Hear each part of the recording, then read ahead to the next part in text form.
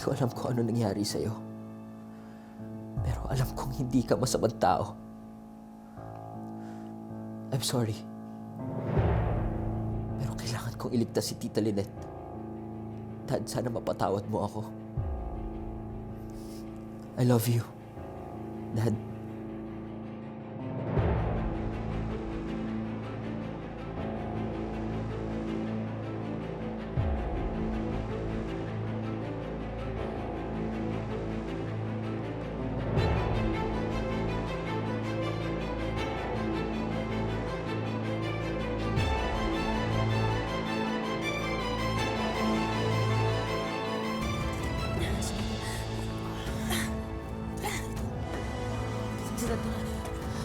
Dahan-dahan po, dahan-dahan. Dahan-dahan, Tita Lynn. Dahan. Ayan po, sige. Diyan ka na po. Kuya! Kuya! Kuya, tulungan mo kami. Ilayo mo kami dito. Sige, sakay. Dito, ilayo niyo kami ngayon. Ano po nangyari? Tita Lynn, ano pa nangyari? Tita Lynn. Ma'am, ma'am. Ako. Sige po, sakay po kayo. Ulo niyo po. Pakialalayan ang ulo. Sige, sige.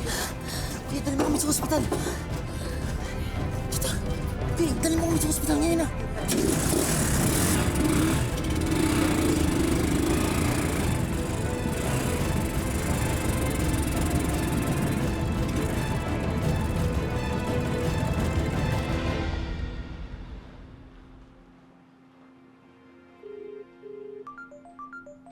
Annalyn, anak, nasan ka? Kanina lang nandito ka sa Apex. Dok, si Regan po ito. May inasikaso lang si Annalyn na pasyente. Pinuntahan po kasi namin si Harry. Nakita namin sa tablet niya yung exact location niya. Ano? Nasaan kayo? Dok, sa labas na po ng Metro Maynila to eh. Nasaan nga? Susunod ako. Dok, ayaw po ipaalam ni Annalyn sa inyo eh. Baka daw po mag-alala kayo. Regan, anak ko si Annalyn. I have the right to know where my daughter is. Now, tell me your location. Okay po, ite-text ko po sa inyo, Dok. Sige, pupunta na ako dyan. Sige po.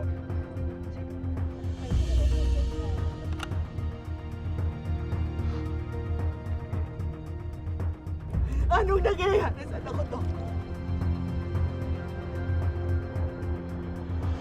Nakakainis talaga yung Zoe na yan. Panira kahit kailan. Just ignore her. Kami lang umiwas para hindi na kayo magbanggaan. I'm just wondering kung bakit pinagtatanggol niya yung Harry na yan. Hindi naman sila magkamag-anak. It's the least of your concern. Don't stress yourself. Hayaan mo siya. For all we know, baka meron tayong hindi alam. Anyway, mukhang di naman na talaga nila makikita yung Doc Carlos na yan. Kaya na lang tayo, Dad. Okay. Kailan pa naging private investigator yung daddy mo? Ang sabi mo makikipag-meet ka sa kanya personally, pero bakit daddy mo yung kasama mo? Ano bang pakialam mo? Are you stalking me? Bakit mo sinabi hindi na makikita si Doc Carlos? Tumutulong ka ba talaga para hanapin siya? Or niloloko mo lang kami na may private investigator kang kausap? Kunwari lang yung pagiging concern mo eh. Will you shut up? Hindi mo alam yung sinasabi mo. Uulitin ko yung sinabi mo sa akin. Parehas na kayo ng daddy mo. There's something sinister about you two. And I can feel it. Huwag mo kaming pagsalitaan ng ganyan. Bastos ka! Mas bastos yung anak mo sa akin.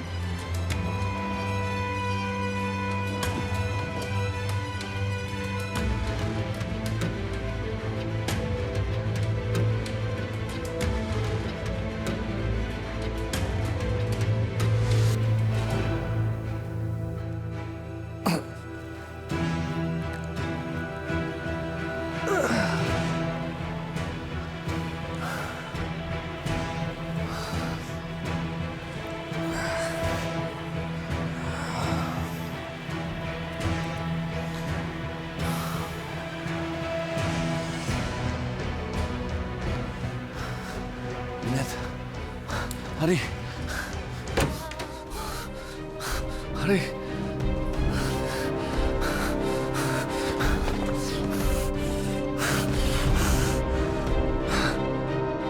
Harry!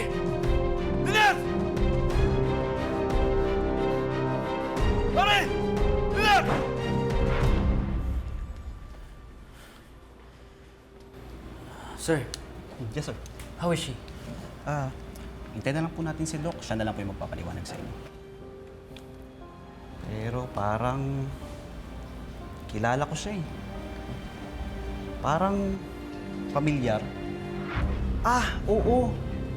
Siya yung nanay nung batang genius na doktor na taga-Apex. Yes, si Dr. Annalyn. Siya nga. Sige, hanapin ko lang yung number ng Apex. Okay, thank you.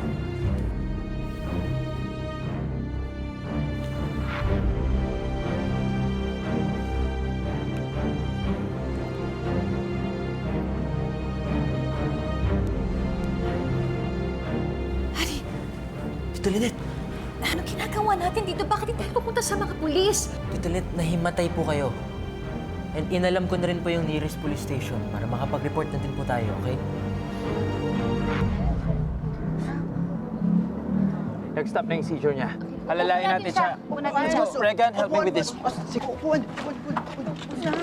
Dahan-dahan na. Alalay lang. Teka lang, alalay. 2, 3, dahan-dahan. Okay. Okay, tumigil na po yung seizure niya. Pero nanay, kailangan po mapacheck up po natin siya. Kasi mali po yung iniisip niya na sinasapian po siya. At hindi po siya gagaling kung hahampasin niyo po siya ng kahit ano. Kaya ingatan niyo po yung ulo niya kasi kapag sumumpong yung epilepsy niya, pwede po yan mabagok. At saka anytime po pwedeng umatake po yung seizure niya. Kaya importante rin po na mabigyan po siya ng tamang gamot. Naku, salamat po, Dok. Kung hindi ho kayo nadaan dito, hindi ko po malalaman ito. Naku, anak. Basta nanay, ang importante po kapag bumalik po yung seizure niya, i-make sure po natin na clear po yung airway niya. So luwagan po natin yung damit niya, tsaka itagilid din po natin siya para hindi po siya mabulunan sa sarili niyang laway. Importante din po na wala pong mga bagay sa paligid niya kasi pwede niya pong matamaan yun eh. Tsaka wag na wag po tayo maglalagay ng kahit ano po sa bibig niya. Dok, magagamot pa ho ba siya? Ang importante po ngayon is malaman po natin kung ano po ba yung sanhi ng pagsi-seizure niya kasi pwede po yan dahil sa sugar niya or sa electrolytes po sa dugo niya. Pwede rin po kasi na meron po siyang bukol sa ulo niya or may abnormality po sa ulo niya kaya kailangan pong ipa-MRI or CT scan para po ma-check kung kailangan po ba siyang operahan. Ay, Diyos ko po. Maraming salamat po, Dok. Kala ko talaga sinasapian po yung anak ko. Maigi na rin po na may alam. Nay, kailangan niyo po talaga siyang mapacheck up. Malayo po kasi yung maayos sa ospital rito. At CT scan po, napakamahal.